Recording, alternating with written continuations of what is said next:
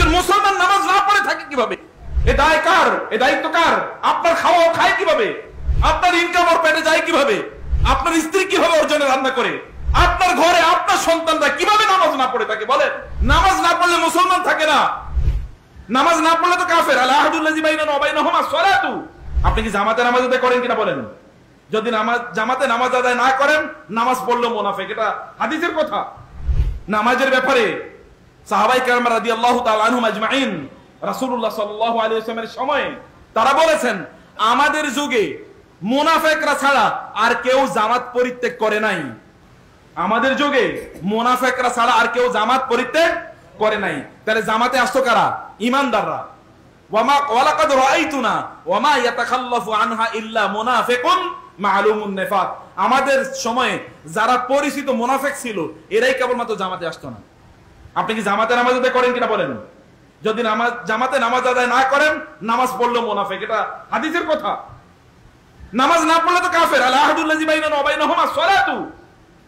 আমাদের মাঝে এবং কাফের মুশরিকদের মাঝে মূল পার্থক্য হলো কি? নামাজ। মূল পার্থক্য নামাজ। নামাজ না পড়লে মুসলমান থাকে না। আপনার ঘরে আপনার সন্তানরা কিভাবে নামাজ না পড়ে থাকে বলেন? আপনি কি মুসলমান না? আপনার সন্তানগুলো কি মুসলমান না? আপনার সন্তানের নাম আব্দুর রহমান, আব্দুল্লাহ, সালিম, অথবা তালহা, জুবায়ের, এগুলো আপনি রাখছেন, বেলাল রাখছেন, অথচ নামাজ পড়ো তো অলরেডি কাফের। একজন মুসলমান নামাজ না পড়ে থাকে কিভাবে? একজন মুসলমান নামাজ না পড়ে থাকে কিভাবে? আপনার ঘরে কিভাবে থাকলো এই সন্তান যে নামাজ পড়লো না? এ দায় কার? এ দায়িত্ব কার? আপনার খাওয়া খায় কিভাবে? আপনার ইনকাম ওর পেটে যায় কিভাবে? আপনার স্ত্রী কিভাবে ওর জন্য রান্না করে?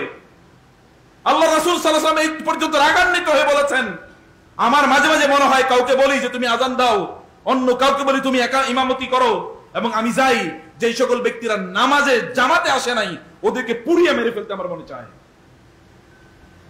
যারা জামাতে আসে নাই, নামাজ পড়ে না এরকম না, জামাতে আসে না, যারা যাকাত দেয় না, তাদের বিরুদ্ধে যদি যুদ্ধ করা যায়, নামাজ যে পড়ে না ওর বিরুদ্ধে আরো আগে যুদ্ধ করা যায়।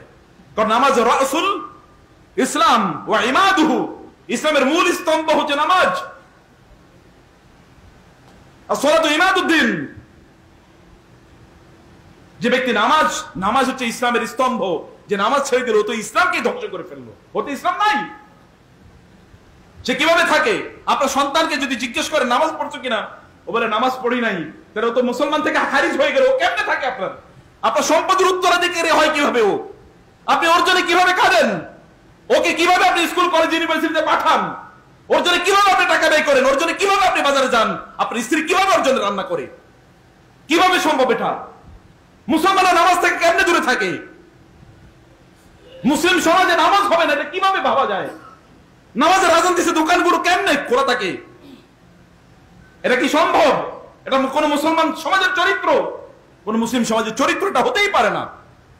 মুসলিম সমাজের চরিত্র আল্লাহর জন্য ডাক এসছে, সেখানে তারা ঝাঁপিয়ে পড়বে, এটা মুসলিম সমাজের চরিত্র। আদারওয়াইজ এটা শয়তানের সমাজ, এটা মুসলমানদের সমাজ না। আর কেউ কেউ তো নামাজ পড়ে, মাঝে মাঝে পড়ে। মাঝে মাঝে পড়লে কি আর ঈমান থাকে নাকি? ঈমান থাকে না। সে তো পার্ট টাইম নামাজি, পার্ট টাইম মুসলমান হওয়া যায় না। উদখুলু ফিস সিলমি কাফা ওয়া লা তামুতুন্না ইল্লা ওয়া আনতুম মুসলিমুন। মুসলমান না হয়ে মারা যাবে না, খবরদার। আল্লাহ বলছেন, আমার কাছে ইসলাম ছাড়া আইসো না, তাহলে তোমার খবর আছে। আমার কাছে ইসলাম ছাড়া আইলে তোমার খবর আছে। এবং ইসলামে অর্ধেক অর্ধেক প্রবেশ করবে না, পরিপূর্ণভাবে প্রবেশ করো। পরিপূর্ণভাবে প্রবেশ করতে হবে। এই সমাজকে আপনাদের এমন তৈরি করতে হবে, নামাজ আপনারা পড়বেনই, মুরব্বীরা এমন তৈরি করুন, এখানকার ইয়াং জেনারেশন নামাজ পড়বে না, মানে ওকে ধরে নিয়ে আসুন, বাচ্চাদেরকে মসজিদে নিয়ে আসুন। আপনার পোলাপাইন কই? কেন আজকে এখানে বাচ্চারা নাই? আরো বাচ্চা থাকা দরকার। এরা কি সব বুড়ো মানুষ নাকি? বুড়োরা তো কাজে কর্মে থাকে, তাহলে বাকিরা বাচ্চাগুলো কই? ইয়াংরা কই? মসজিদে এখন ঢুকলে কেবল বুড়াদেরকে পাওয়া যায়, ইয়াং পোলাপাইন পাওয়া যায় না। ও এখন ইয়াবা খায়, ও মদ খায়, অথবা ও জুয়া খেলে। আপনার সন্তান না? আপনাদের সমাজের সন্তান না? আপনাদের মরে যাওয়া দরকার যদি এরকম সন্তান আপনাদের থাকে। আপনাদের এই জীবনের অর্থ কি? আল্লাহর কাছে জবাবদিহি করতে হবে। আপনাদের সন্তানের জন্য কেন মসজিদে নিয়ে আসলেন না? রাসূলুল্লাহ সাল্লাল্লাহু আলাইহি ওয়াসাল্লাম তার মসজিদে বাচ্চাদের জন্য আলাদা জায়গা থাকতো, কর্নার থাকতো, এবং তিনি বলতেন, আমার মাঝে মাঝে মনে চায় লম্বা কেরাত পড়ি, কিন্তু ওই দূর থেকে যখন বাচ্চাদের আমি কান্নার আওয়াজ শুনি, তখন আমি দ্রুত নামাজ শেষ করি। কারণ আমি জানি ওই বাচ্চাটা তার মায়ের দুধ খাবে, ওই জন্য কাঁদতেছে। মায়ের দুধ খাবে। মহিলা সাহাবীরা বলতেন, আমরা মসজিদে বাচ্চাদেরকে নিয়ে আসতাম, এক কর্নারে তাদেরকে রেখে দিতাম, খেলনা নিয়ে আসতাম তাদের জন্য, যেন আমরা একটু মনোযোগের সাথে নামাজ পড়তে পারি। তাহলে আপনাদের সন্তানরা কই? ওই পিচ্চিদেরকে মসজিদে কে আনবে? এখনই যদি ওদেরকে মসজিদের পথ না চেনান, তাহলে কবে ওরা মসজিদ চিনবে? ওরা তো মসজিদ চিনবে না, ওরা সিনেমা হল চিনবে। ওদের মোবাইলের আসক্তি কেন তৈরি হয়েছে এটা বুঝেন না? মোবাইলের আসক্তি তৈরি হওয়ার পেছনে আমাদের দায় আছে, আমাদের দায়িত্ব আছে, আমাদের অপরাধ আছে, আমাদের এখানে ব্যর্থতা আছে। আমরা ওদেরকে মোবাইল শিখিয়েছি, আল্লাহর ঘর ওদেরকে চেনাই নাই, আল্লাহর ঘর ওদেরকে আমরা শেখাই নাই। প্রিয় ভাইরা, একটু ভালো করে শুনবেন প্লিজ, এবং পরিবর্তনের অঙ্গীকার নিয়ে শুনবেন। আমি বলছি, মায়েরা, বোনেরা যারা শুনছেন, আপনাদের সন্তানরা যদি নামাজ না পড়ে, ছেলে হোক মেয়ে হোক, আর ওদের জন্য আপনি রান্না করবেন, ওদেরকে আপনি জাহান্নামের জন্য প্রস্তুত করছেন, আপনি মা হিসেবে আল্লাহর কাছে দায়ী থাকবেন।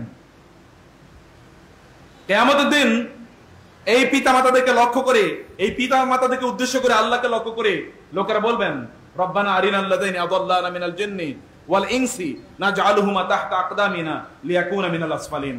আল্লাহ, আমাদের পিতা মাতা আমাদেরকে পথ দেখায় নাই, কেবল দুনিয়ার কথা বলেছে। কেন ভালো রেজাল্ট করলে না? কেন তুমি ভালো চাকরি পাও নাই? কেন তুমি ভালো পড়াশোনা করো নাই? ইত্তকার কেবল বলেছে, কিন্তু তোমার কথা বলে নাই আল্লাহ। অতএব এই পিতা মাতা আমাদেরকে তোমার পথ দেখায় নাই, ওদেরকে আমার পায়ের নিচে আমরা পিষ্ট করতে চাই আল্লাহ। আতিহিম দাফাইনা মিনাল আযাব ওয়া লাআনহুম লাআনান কাবীরা। আল্লাহ ওদেরকে ডাবল শাস্তি প্রদান করেন, ওদের উপর আপনার লানত পড়ুক, কারণ এরা আমাদেরকে পথ দেখায় নাই।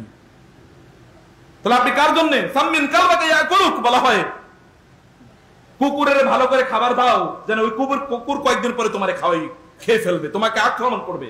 আপনি কাকে খাবার দিচ্ছেন? কাকে আপনি বড় করছেন? আল্লাহকে ভুলে যায় যে সন্তান, মনে রাখবেন আল্লাহর কসম, আল্লাহর ঘরে বলছি, থেকে বলছি, যারা আল্লাহকে ভুলে যায় ওরা তাদের পিতা মাতাকে কোনোদিন স্মরণে রাখতে পারে না। রবকেই ভুলে গিয়েছে, পিতা মাতা তো বহুত পরের কথা। ইয়া আইয়ুহাল ইনসান মা গাররাকা বিরাব্বিকাল কারীম আল্লাযী খালাকাকা ফাসাওয়াকা ফাআদালাকা ফি আইয়ি সূরাতিন মা শাআ রাক্কাবাক। আপনার পিতা মাতা তো বহু পরের কথা, যে রব থেকে সৃষ্টি করেছে সে রবেরই যদি ভুলে যায়, রবের চেনানোর দায়িত্ব আপনাদের। এই জন্য রাসূলুল্লাহ সাল্লাল্লাহু আলাইহি ওয়াসাল্লাম বলেছেন, ওয়াখিফুম ফিল্লাহি ওয়ালা তাদা আসওয়াকা আওয়াদাবান। তোমার সন্তানদের উপর, পরিবারের উপর তোমরা তিনটা দায়িত্ব। আনফিক আলাইহিম মিন তাওলিক, তোমার সামর্থ্য অনুসারে তাদের জন্য ব্যয় করবে। ওয়াখিফুম ফিল্লাহ, আল্লাহর ব্যাপারে তাদেরকে ভয় দেখাবে। এবং ওয়ালা তাদা আসওয়াকা আদাবান, ওদেরকে শাসন করার জন্য প্রয়োজনে লাঠি ব্যবহার করবে। কে বলছেন? আল্লাহ রাসূল সাল্লাল্লাহু আলাইহি ওয়াসাল্লাম বলেছেন। এখন আপনারা অনেক মডার্ন সাজতেছেন যে পোলা পাইনে মারা যায় না, ফেরেশতারা যখন মারবে তখন বুঝছেন আর কি, যখন মারবে তখন বুঝবেন, তখন আপনারা বলবেন আল্লাহ ওরে জাহান্নামে ফেল, আমারে বাঁচাও। বলবে না? ইয়াউমা ইয়াফিরুল মারউ মিন আখি ওয়া উম্মি ওয়া আবি ওয়া সাহিবাতি ওয়া বানি। ইয়াউমা, আল্লাহ সুবহানাহু বলেছেন, এমন একটা সময় আসবে, ইউবাসসারুনাহুম ইয়াওয়াদুল মুজরিমু লাউ ইয়াফতাদি মিন আযাবি ইয়াউমি ইযিন বিবানি। আগে বানিয়ের কথা বলেছেন, কিয়ামতের দিনে বাবা মা আল্লাহকে লক্ষ্য, আল্লাহ বলছেন, আল্লাহ কি মিথ্যা কথা বলেন? আল্লাহ বলছেন যে সেই দিন লোকেরা বলবে বাবা মাকে, বাবা মা সেদিন বলবে, আল্লাহ আমার সন্তান ছেলে মেয়ের জাহান্নামে নাও, এরপরে আমারে বাঁচাও, এরপরে আমারে বাঁচাও। ওদেরকে বাঁচাতে হলে আপনাকে ওদেরকে আল্লাহকে চেনাতে হবে। আল্লাহকে চেনান, আল্লাহর ঘরে নিয়ে আসুন। ওরা কিভাবে ঘুমিয়ে থাকে রাতের বেলা নামাজ না আদায় করে? ওরা ফজরের বেলা কিভাবে ঘুমিয়ে থাকে না মসজিদে না এসে? ওরা কিভাবে সিনেমা নাটক নিয়ে ব্যস্ত থাকে ওরা মসজিদে না এসে? ওরা কিভাবে তথাকথিত বই পড়ার জন্য ব্যস্ত থাকে? ওরা নামাজ না পড়ে ওই বই পড়ে কি হইব? ওই বই পড়ে কি হবে? আল্লাহর কিতাব যে পড়তে পারে না, ওই রকম হাজার কোটি বই পড়লেও ওগুলো কোনোদিন মানুষ হতে পারে না। এইটা হচ্ছে মূল। ইকরা বিসমি রাব্বিকাল্লাযী খালাক, কিতাবুন আনজালনাহু ইলাইকা মুবারাকুন কদ জাআকুম মিনাল্লাহি নূর ওয়া কিতাবুম মুবিন। এটা মূলত আল্লাহর পক্ষ থেকে আলো হিসেবে এসেছে। এই কিতাবের জ্ঞান না থাকলে, অন্য হাজার কোটি কিতাবের জ্ঞান থাকলেও ওগুলো মদ খাইবে দেখবেন, ওগুলো জুয়া খেলবে দেখবেন, ওগুলো দুর্নীতিবাজ হবে দেখবেন, মানুষের টাকা পয়সা লুট করবে দেখবেন, মানুষকে হত্যা করে দেখবেন। কারণ এই কিতাবের নলেজ নাই। এই কিতাবের জ্ঞান থাকলে মানুষকে কটু কথা বলার আগেও তাদের অন্তর কেঁপে উঠবে। অথবা এই কিতাবের জ্ঞান, এই জ্ঞান তাদেরকে প্রদান করতে হবে, এই নলেজ তাদেরকে প্রদান করতে হবে। ওদেরকে মসজিদে নিয়ে আসুন, আল্লাহকে চেনান। মসজিদের পেছন থেকে বাচ্চাদের কান্নার আওয়াজ আসুক, মুরব্বীরা শুনেন, অনেক মুরব্বী আছে, বহুত বুজুর্গ, বহুত আল্লাহওয়ালা, মনে হয় আল্লাহর রাসূলের চেয়ে বড় আল্লাহওয়ালা। বাচ্চাদেরকে কে মসজিদে নিয়ে আসলো, কেন তারা এখানে আসে? আমাদের মনোযোগ থাকে না। মনোযোগ তৈরি করতে পারলেন না কেন এতদিন?